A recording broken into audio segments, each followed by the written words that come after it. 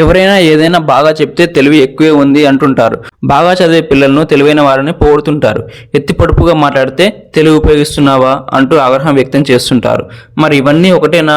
ఏం చేస్తున్నా ఒకే తెలివి కింద జమ కట్టేస్తారా? కాదు, తెలివి 9 రకాలు అని నిపుణులు చెబుతున్నారు. వాటి స్థాయిని బట్టి మన తెలివితేటలు ఆధారపడి ఉంటాయని వివరిస్తున్నారన్నమాట. మరి అలాంటి విషయం గురించి మనం ఇప్పుడు క్లారిటీగా తెలుసుకుందాం. మరి ఇలాంటి అత్యంత ముఖ్యమైన విషయాల గురించి మన ఛానల్ సబ్స్క్రైబ్ చేసుకోండి ప్లీజ్. లెక్కలు వేసే తెలివి. ఎవరైనా కేవలం వేళ్ల మీదో జస్ట్ మనసులోనూ ఆలోచించుకుంటూ లెక్కలు వేయగలిగితే దాన్ని లెక్కలు చేయగల జ్ఞానం అంటే మ్యాథమెటికల్ ఇంటెలిజెన్స్ అంటారనమాట. భాషాపరమైన తెలివి. తప్పులు లేకుండా చదవడం, రాయడం, త్వరగా కొత్త భాషలు నేర్చుకోగలగడం, వీలైతే కవితలు, కథలు రాయగలగడం వంటి భాషాపరమైన తెలివి లింగ్విస్టిక్ ఇంటెలిజెన్స్గా చెబుతారనమాట. ఇతరులను అర్థం చేసుకునే జ్ఞానం. మన చుట్టూ ఉండేవారిని వారి దృష్టితో చూసి అర్థం చేసుకోగలిగే జ్ఞానం దీన్ని ఇంటర్పర్సనల్ జ్ఞానం అంటారు. ఈ జ్ఞానం మెరుగ్గా ఉన్నవారు ఇతరుల బాధను, సంతోషాన్ని సులువుగా అర్థం చేసుకొని తగిన విధంగా స్పందించగలుగుతారనమాట. తమను తాము అర్థం చేసుకోకపోవడం. చాలా మంది ఇతరులను అర్థం చేసుకున్నంతగా తమను తాము అర్థం చేసుకోలేరు, లోపాలను గుర్తించలేరు.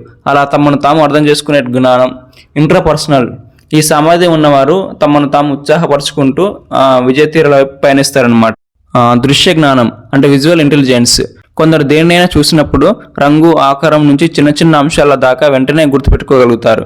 ఏదైనా దూరం నుంచి చూసినా వేగంగా, సులువుగా అంచనా వేసి గుర్తించగలరు. ఇదే దృశ్య జ్ఞానం అనమాట. సంగీత జ్ఞానం. పెద్దగా శిక్షణ లేకుండానే ఆ సంగీతపరమైన సామర్థ్యాన్ని చూపించడం, పాటలు పాడగలగడం వంటివి మ్యూజికల్ ఇంటెలిజెన్స్ కిందకు వస్తుందన్నమాట. ఇది ఎక్కువగా ఉన్నవారు డ్యాన్స్ కూడా సులువుగా నేర్చుకుని బాగా చేయగలుగుతారు.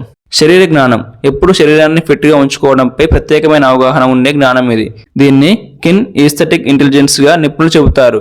ఇది ఎక్కువగా ఉన్నవారు క్రీడల్లో బాగా రాణిస్తారన్నమాట. పర్యావరణ జ్ఞానం. మన చుట్టూ ఉన్న ప్రకృతి పట్ల ప్రత్యేకమైన అవగాహన, ప్రేమ ఉండేటువంటి జ్ఞానం ఇది. దీన్ని నేచురలిస్ట్ అంటారు. చెట్లు, చేమలు, జంతువులే కాదు, కొండలు, గుట్టలు, అడవులు, నదులు వంటి అన్ని ప్రకృతి అంశాలపై వీరికి విభిన్నమైన అవగాహన ఉంటుందన్నమాట. పరమార్థిక జ్ఞానం. మనం ఏమిటి, మన చుట్టూ ఉన్నదేమిటి, ఈ విశ్వం ఏమిటనే పరమార్థిక అంశాలపై దృష్టి పెట్టే జ్ఞానం ఎగ్జిస్టెన్షియల్ ఇంటెలిజెన్స్. ఈ తరహా జ్ఞానం ఉన్నవారు కొత్త విషయాలను సులువుగా నేర్చుకోగలరని, కొత్త అంశాలను కనిపెట్టగలరని, సృజనాత్మక ఎక్కువగా ఉంటుందని నిపుణులు చెప్తున్నారనమాట. చూశారు కదా ఫ్రెండ్, మన జ్ఞానం అనేటువంటిది ఎన్ని రకాలుగా ఉందో. దీంట్లో మీకు ఏ రకమైనటువంటి జ్ఞానం ఉందని మీరు అనుకుంటున్నారో కామెంట్ రూపంలో తెలియజేయండి.